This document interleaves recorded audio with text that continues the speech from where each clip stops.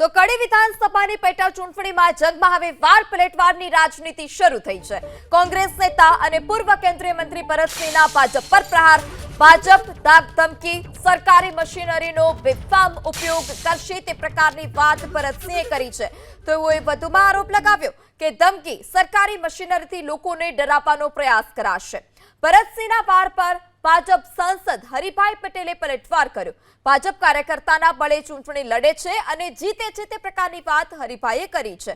હરિભાઈએ વધુમાં કહ્યું કે સરકારી મશીનરીના ઉપયોગના કોંગ્રેસના આરોપો ખોટા છે।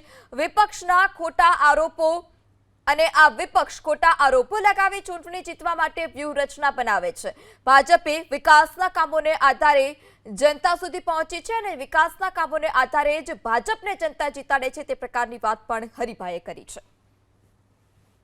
અહીંયા સ્વાભાવિક એ વાત છે કે ભારતીય જનતા પાર્ટીની તોડફોડ, ભાગલા પાડોની નીતિ, ઇલેક્શન કમિશન સાથેની એની ગરબડો કે શું થઈ શકે કે એ મતદારોને જતા રોકે, રોકાવડાવે, બીજી બધી જે કંઈ કરે અને એ કરતી આવેલી છે એની એક પ્રકારની એમની સ્ટ્રેટેજી અથવા એમની ગોઠવણો હંમેશા એમાંથી મતદારો પર આવી અને જાગૃત થઈને પોતાનું મતદાન પૂરેપૂરું કરે એ સમયની બહુ મોટી જરૂરિયાત। તદ્દન વાત ખોટી છે। તંત્ર લોકશાહીનું કામ કરતું જ હોય છે। બાકી અમે વિકાસથી રાજનીતિ સાથે પ્રજાનો વિશ્વાસ કેળવેલો છે અને પ્રજાના આશીર્વાદ સાથે અને કાર્યકર્તાની મહેનતથી જ અમે આગળ વધી રહ્યા છીએ।